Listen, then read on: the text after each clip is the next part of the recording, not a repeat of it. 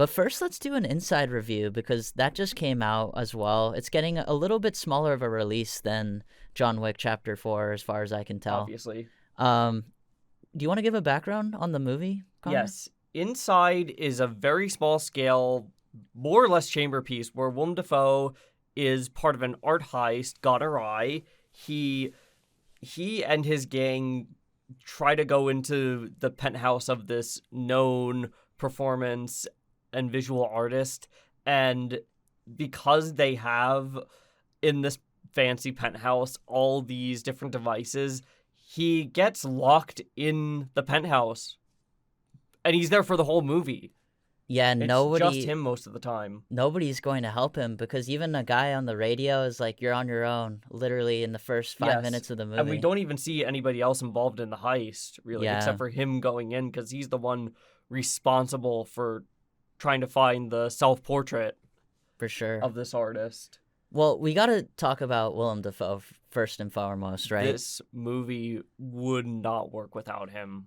Yeah, if I'm being honest. If you're going into this movie expecting a ton of other characters, you're going to be sorely mistaken. No. Because this is literally a one-man show. Yes, there are some side characters that have very small bit parts, They but really just show up on the video cameras and in brief dream sequences later on. yeah, But it's all him.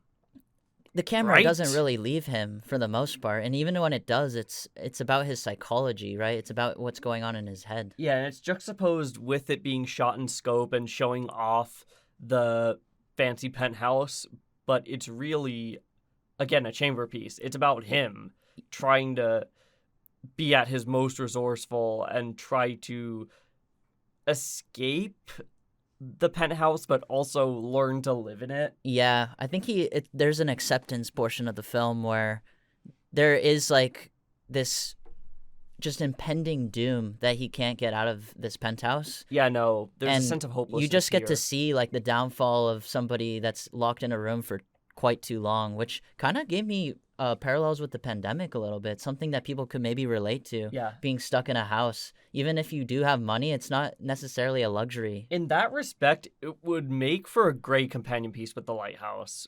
Definitely. Being both films about Willem Dafoe going mad while, in this case, trapped, but both isolated in a particular claustrophobic location, Yeah. slowly going mad. And the madness that Willem Dafoe is able to express in his just impeccable acting, I think only a few actors could probably pull this. This part was clearly written for him. Yeah. What do you, in terms of his whole career, he's had many performances. Where does this rank for you in terms of I how wouldn't good it is? say it's one of my favorite roles of his, but even if it's not a top tier Dafoe performance, even if it's not S tier like Lighthouse or At Eternity's Gate or Platoon, he's gonna give a memorable role no matter what. Yeah, I'm on their same boat. I'm not sure it's like S tier where it's like the top level performance I've seen from Dafoe because, like you said, The Lighthouse, I would probably rank it above it in Like terms there of are performance. at least three roles that he should have won an Oscar for. Yeah, but if we're gonna just go strictly off like how good the acting is in this, I would say it's a top 5 for his career. Partly because it's really, once again, it's about him. He's the star. No other real, even supporting characters that show up in that same location. Which I think has partly to do with why some of the movie works, because it does feel like an art exhibition that you're attending and you're just Yeah. watching like this weird painting, but instead of a painting, it's Willem Dafoe going mad, right, over time. Yeah. And him going mad at the sound of the Macarena playing whenever he opens the refrigerator door, and him talking to pigeons. Right? Right? Right. Right? What are you having tonight? Chicken?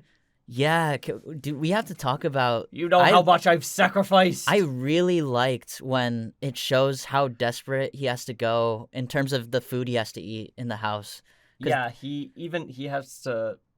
can't even flush the toilet even. Yeah, because something good to know is the house that he's in is for an artist, right? The original guy is an artist. And every maneuver that you have to do in order to complete the basic necessities, like turn on the sink and open and close the door. It's all electronic. It's all controlled by Alexa. Yeah.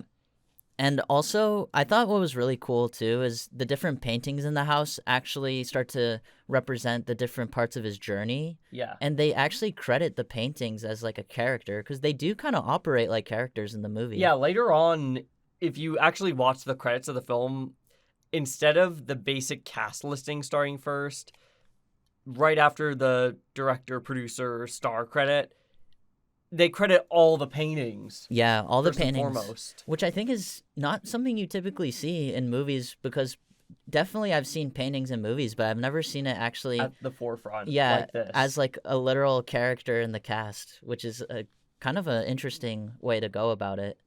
What did you think of the fact that maybe there wasn't a lot of side characters? Do you think that maybe hindered your experience a little? I think if anything, it did help, but when they started introducing side characters through later dream sequences, I felt like that was when the story starts getting a little less cohesive. I Because agree. later on, you see this woman that's outside his room and Yeah, going up and down the stairs and listening to music on the other side of the wall. And she shows up in one of the dream sequences, and this artist shows up in one of the dream sequences as well. I'm not opposed to the surrealism showing up, but even then, I felt like it should have just focused on Willem Dafoe. yeah, because I think the movie didn't know whether to balance, whether being surrealist or hyper realistic. Because some of the things he has to do in order to survive in this film is like you could say out there, but it really isn't because he's just like grabbing bedposts, like strapping them together to make like a tower so he can So climb he can something. climb to the one top window of the building. So it's he not can get necessarily out. like trippy, right? What he's doing, but I think at points the movie tends to go like trippy and surreal. When I was like, wait, I thought this was a survival movie in the New York penthouse. Yeah, and a lot of that is credited to Willem Dafoe himself and his performance, because he adds such a veneer of dark humor to it that, in all honesty, this isn't a comedy, but I was laughing a lot while watching this movie. Yeah, I think like to the movie's credit too, you have basically one character. It didn't bore me. I wasn't No. bored, and I think it's because like we've been saying, Defoe is such a great actor, so interesting to watch on screen. I'm never like, what are you gonna do next? Because I actually don't know. Did you even expect like the pigeon part? Weirdly, No, I knew he was even gonna go though crazy. I didn't yeah, know he was gonna like do like a full on like I knew he was gonna do a Dafoeism and do something kind Yeah. of out there and funny. yeah. But I With didn't it. expect that with the pigeon. I thought that was interesting. Because it does kind of show his psychological downfall that Yeah. he's literally talking to pigeons outside. Yeah, I'm just waiting for this movie to become a meme.